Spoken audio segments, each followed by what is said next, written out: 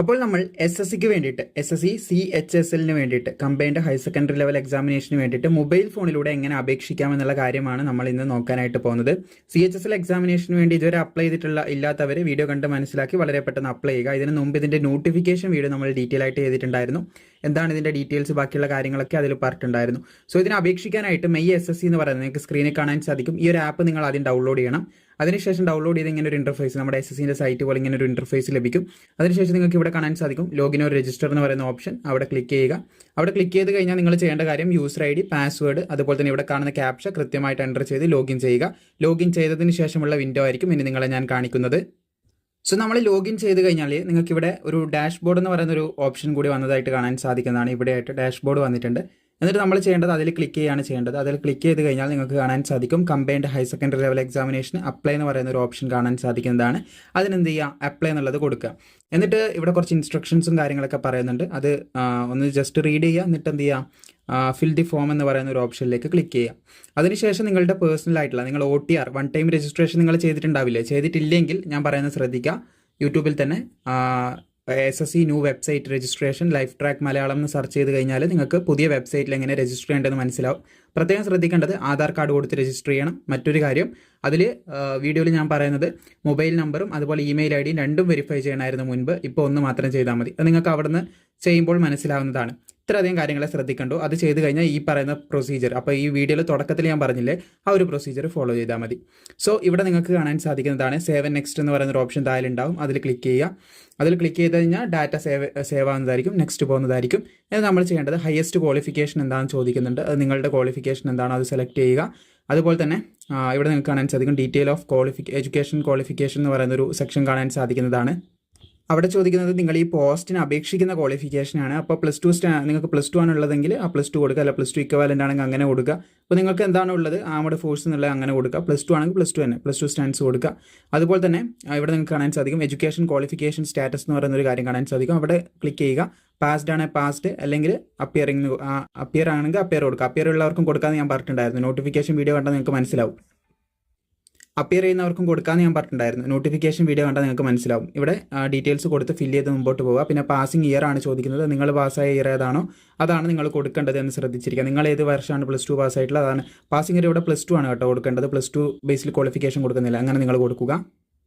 അതുപോലെ നിങ്ങൾക്ക് ഇവിടെ കാണാൻ സാധിക്കും സ്റ്റേറ്റ്, അതുപോലെ തന്നെ ബോർഡ്, ഏത് സ്റ്റേറ്റിൻ്റെ ഏത് ബോർഡിൻ്റെ അത് ചോദിക്കുന്നുണ്ട്. അപ്പോൾ അത് നിങ്ങളൊന്ന് സെലക്ട് ചെയ്യേണ്ടതായിട്ടുണ്ട്. സോ ഇവിടെ ഞാൻ പഠിച്ചിട്ടുള്ള ഡീറ്റെയിൽസ് ആണ് ഇവിടെ കൊടുക്കുന്നത്. നിങ്ങൾ ഏത് ബോർഡിൻ്റെ കീഴിൽ നിന്നാണോ പഠിച്ചിട്ടുള്ളത്, കേരള ബോർഡായിരിക്കും അധികം പേരും പഠിച്ചിട്ടുണ്ടാവുക. അപ്പോൾ നിങ്ങൾ എന്ത് ചെയ്യുക, കേരള ബോർഡ് തന്നെ കൊടുക്കുക. ഞാനൊരു എക്സാമ്പിളിന് ഇവിടെ ഓരോന്ന് കാണിച്ചു തരുന്നുണ്ട്. നിങ്ങൾ ഏതാണോ പഠിച്ചിട്ടുള്ളത് അത് തന്നെ കൊടുക്കണമെന്ന് ശ്രദ്ധിച്ചിരിക്കുക. എന്നിട്ട് നെയിം ഓഫ് യൂണിവേഴ്സിറ്റി, നിങ്ങൾ പഠിച്ചിട്ടുള്ള യൂണിവേഴ്സിറ്റി അല്ലെ ബോർഡ്, കേരള ബോർഡാണെങ്കിൽ കേരള എഡ്യൂക്കേഷൻ ബോർഡ്, അത് നിങ്ങൾക്ക് ഇവിടെ കാണാൻ പറ്റും കേരള കൊടുത്തിട്ടുണ്ടെങ്കിൽ.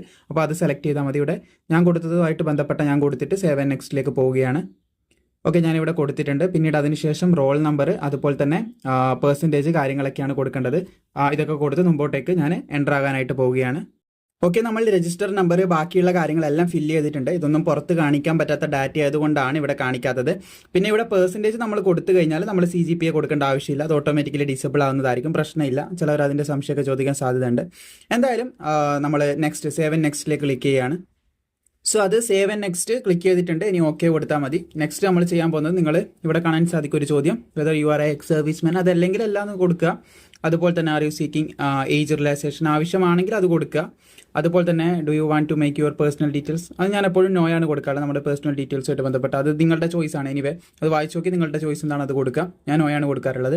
ഇനി സേവ് നെക്സ്റ്റിലേക്ക് ഞാൻ വീണ്ടും കൊടുക്കുകയാണ്. സേവ് നെക്സ്റ്റ് കൊടുത്തു കഴിഞ്ഞ് ഇവിടെ വരുന്നത് നമ്മുടെ പ്രിഫറൻസ് ആണ്. എവിടെയാണ് നമുക്ക് പരീക്ഷാ സെൻറ്റർ വേണ്ടത്. നമ്മുടെ കേരളത്തിൽ പരീക്ഷാ സെൻറ്റർ ഉണ്ട്.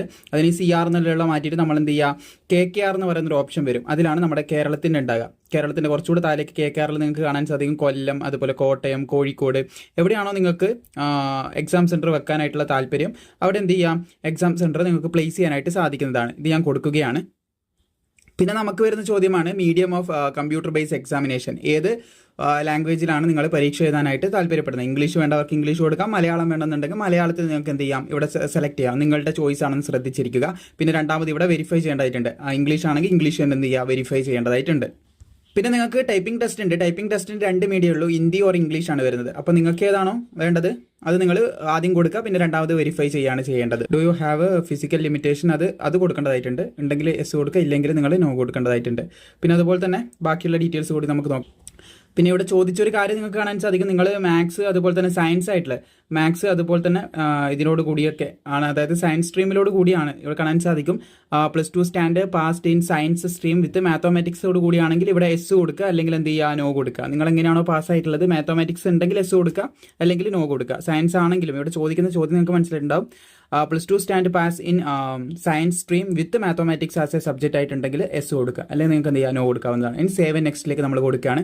സേവ് നെക്സ്റ്റ് കൊടുത്ത സമയത്ത് ഇവിടെ നമ്മൾ മുമ്പ് അപ്ലൈ ചെയ്തിട്ടുണ്ടായിരുന്നു ഈ ഒരു ആപ്പിലൂടെ തുറന്നിട്ട്. അപ്പോൾ നമ്മൾ ഇതിൻ്റെ ആധാർ വെരിഫൈ ചെയ്യേണ്ട ആപ്പൊക്കെ നമ്മൾ ക്രിയേറ്റ് ചെയ്തിട്ടുണ്ടായിരുന്നു. അതിന് അത് ഡൗൺലോഡ് ചെയ്തിട്ടുണ്ട്. അത് ഡൗൺലോഡ് ചെയ്തിട്ടില്ലെങ്കിൽ പ്രശ്നമില്ല കേട്ടോ. ഇവിടെ ക്ലിക്ക് ചെയ്യുമ്പോൾ നേരെ പ്ലേ സ്റ്റോറിലേക്കാണ് നിങ്ങൾ റീഡയറക്റ്റ് ആകുക.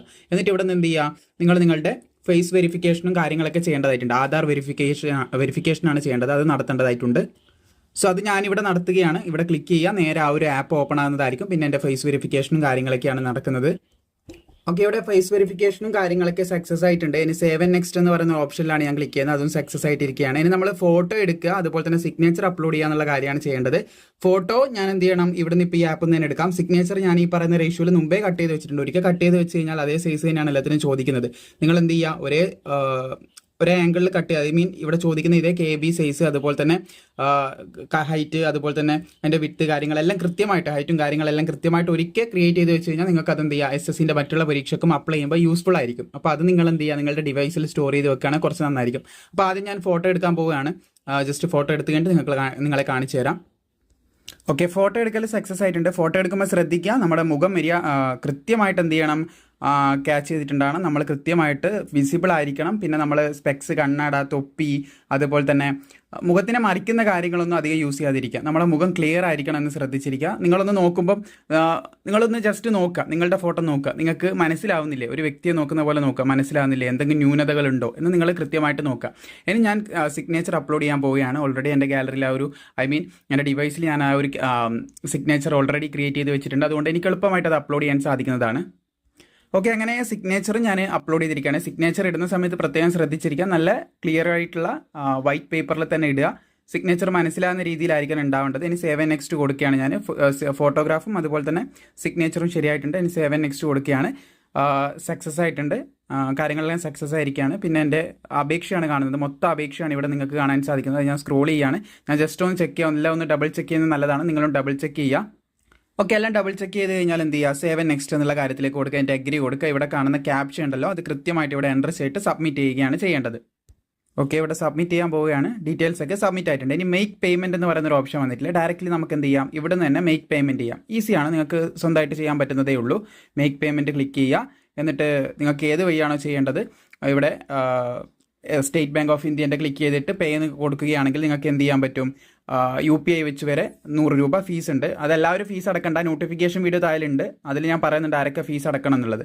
അപ്പോൾ എല്ലാവർക്കും ഫീസ് വരത്തില്ല എന്ന് ശ്രദ്ധിച്ചിരിക്കുക. ഇവിടുന്ന് പേയ്മെൻറ്റ് നടത്തുകയാണ്. പേയ്മെൻറ്റ് എല്ലാവർക്കും ചെയ്യാൻ പറ്റുന്ന ഒരു കാര്യമുള്ളൂ, അതുകൊണ്ടാണ് ഞാനിവിടെ കാണിക്കാത്തത്.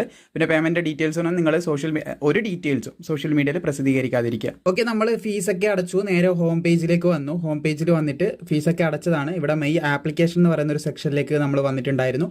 അതിനുശേഷം ഇവിടെ മേക്ക് പേയ്മെൻറ്റ് എന്ന് പറഞ്ഞിട്ട് പിന്നെയും കാണിക്കുകയുണ്ടായി. പക്ഷേ അതിൻ്റെ തൊട്ടിപ്പുറമായിട്ട് എന്താ, വെരിഫൈ പേയ്മെൻറ്റ് എന്ന് പറയുന്ന ഒരു ഓപ്ഷൻ ഉണ്ടായിരുന്നു. നിങ്ങൾക്ക് ഇവിടെ കാണാൻ സാധിക്കും വെരിഫൈ ആയിക്കൊണ്ടിരിക്കുകയാണ്. അപ്പോൾ അത് വെരിഫൈ ആയി കഴിഞ്ഞ ഉടനെ തന്നെ എന്താണ് ഇവിടെ നിങ്ങൾക്ക് കാണാൻ സാധിക്കും സ്റ്റാറ്റസിലേക്ക് വേണ്ടത്. അതായത് നമ്മുടെ അപേക്ഷ എന്തായിട്ടുണ്ട്, സക്സസ് ആയിട്ടുണ്ട്. ഈ ഒരു രീതിയിലാണ് നമ്മൾ CHSLന് അപേക്ഷിക്കേണ്ടത്. ഓക്കെ, നമ്മൾ ഡീറ്റെയിൽസ് ഒക്കെ കൃത്യമായിട്ട് ഫില്ല് ചെയ്തു, എല്ലാം കഴിഞ്ഞു. അപേക്ഷ സക്സസ് ആയിട്ടുണ്ട്. നിങ്ങൾക്ക് ഇവിടെ കാണാൻ സാധിക്കും. ഞാൻ സ്റ്റാറ്റസ് നോക്കി, സ്റ്റാറ്റസിൽ പേയ്മെൻ്റ് ഒക്കെ ഡൺ ആയിട്ടാണ് കാണിക്കുന്നത്. യാതൊരു പ്രശ്നവും ഇല്ല, എല്ലാം ഓക്കെയാണ്. ഈ രീതിയിൽ നിങ്ങൾക്ക് അപേക്ഷിക്കാം. എന്തൊക്കെ സംശയങ്ങളുടെ താഴെ ചോദിക്കാം. മാക്സിമം സുഹൃത്തുക്കളിലേക്ക് ഇത് ഷെയർ ചെയ്യാൻ മറക്കണ്ട. SSCൻ്റെ മൊബൈൽ ആപ്പിലൂടെ ഈ വഴിയിലൂടെ നിങ്ങൾക്ക് അപേക്ഷിക്കാൻ സാധിക്കുന്നതാണ്.